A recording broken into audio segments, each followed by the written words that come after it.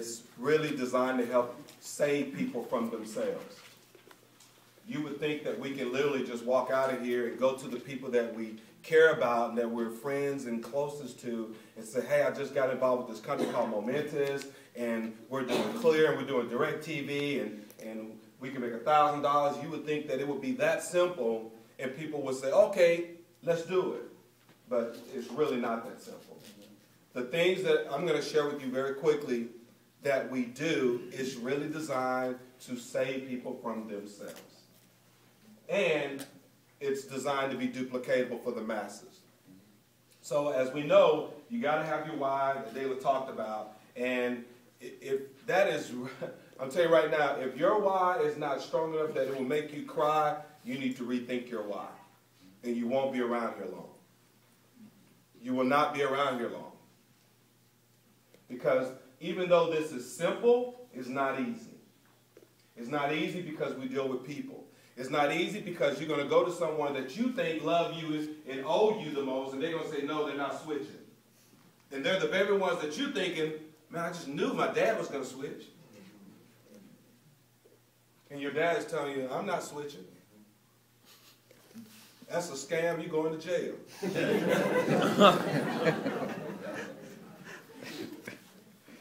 And if your why is not strong enough, you'll buy into it. My dad's right. I am going to jail. I better stop. I'm just being honest with you. I'm being so honest with you. So now that you're all excited, you're up here, and when someone tells you no that you care about and love, boom, you go down here. And you start to second guess your choice and decisions of doing this business. Wow, did I make the right choice? See, it's a fact that 70% of the time we talk to ourselves.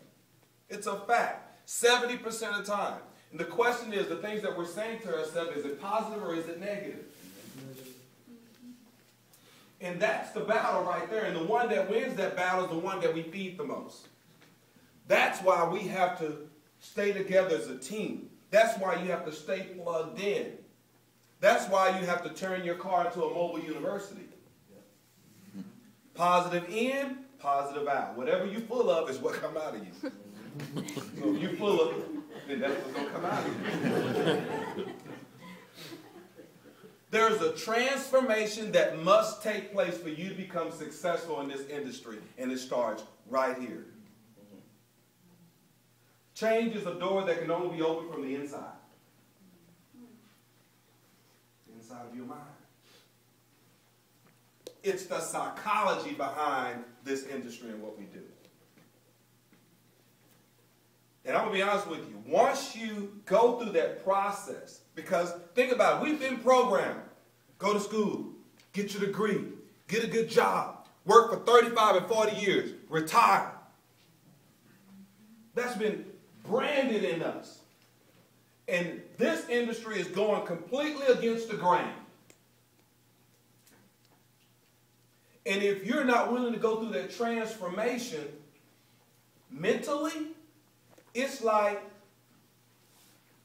taking a new diaper and putting it on a baby that has a soiled diaper. Or taking a computer that has a virus and loading new software on the computer that already has a virus. You have to deprogram sometimes yourself so you can start receiving new information of the way this industry works. And the minute you do that, it will start to happen for you. It's like unlocking something in there that goes, boom, I got it. It's simple, I got it. Because I sit back and think, man, they pay us this kind of money to do this? Really? But I also remember when I first started, I was not coachable. I was doing completely almost the opposite of what they was telling me to do. Now I'm going to do it this way. I know I do. I'm going to come up with this. I'm going to create this. And then when things were not happening for me, and then they will be weaned. Everyone is not going where you're going. I'm trying to tell y'all. You're going to look up and, well, where did she go? They fell off. Maybe their why wasn't strong enough. Maybe they didn't have the faith or the vision. But everyone's not going where you're going, and you may as well get ready for it right now. You just have to keep going. Just keep going. I remember the very first rep I signed up. Very first rep I signed up. The very first rep I signed up, Lester. Got sidetracked and went to another business. That's why I laughed. Just happened, Lester. Just happened. Exact same thing just happened. First rep he signed up. Just left and went somewhere else. It ain't even been 4 days.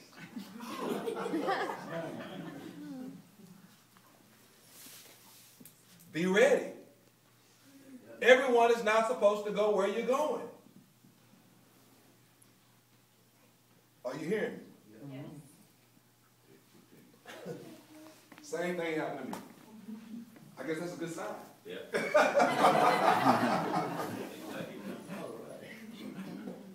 All right. Inspiration of dissatisfaction. There you go. There you go.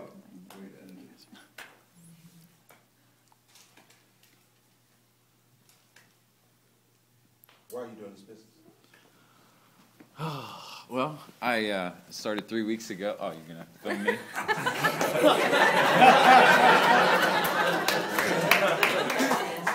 All right. Hey, guys, I'm Rick. I started about 3 weeks ago, and I originally started doing this business because I have 4 kids, and they're 12, 11, 9, and 8, and I was like, I want to get out of my 2-bedroom apartment and be able to provide for them.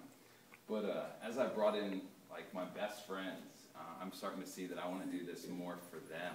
It just makes me happy to be able to include them in my life and help them become successful, and that's become just so much bigger than what I thought it was going to be.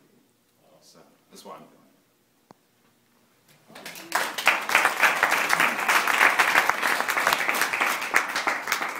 Rick, right?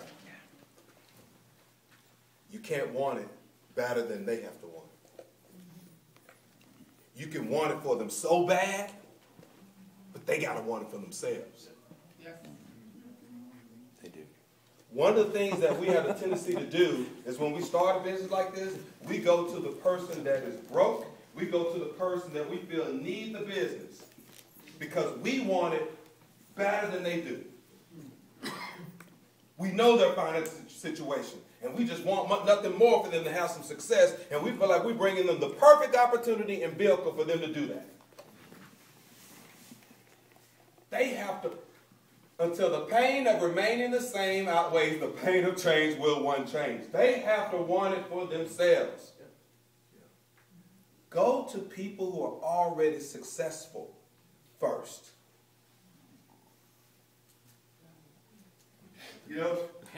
I was at a VIP lunch in Houston when we did our meeting in Houston this past Wednesday, and I'm sitting next to a guy who had a degree from Princeton. Knows numbers very well, is in financial services, and just highly well educated. From Princeton.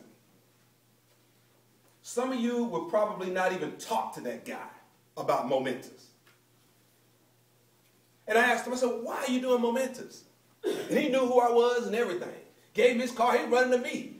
I'm trying to run to him. You, Mr. Princeton, Ivy League, he running to me. Antoine, my card, sit with me, let's talk. And I'm hearing this background, I'm like, what? I said, why are you doing momentous? He said, oh, it just makes sense. It mathematically makes sense. He says, I take people's money and invest. You know how long it takes them to make X amount of dollars when a person can pay $2.99 and go gather a few customers and a few business partners and their residual income will be up here? He said, it just mathematically makes sense.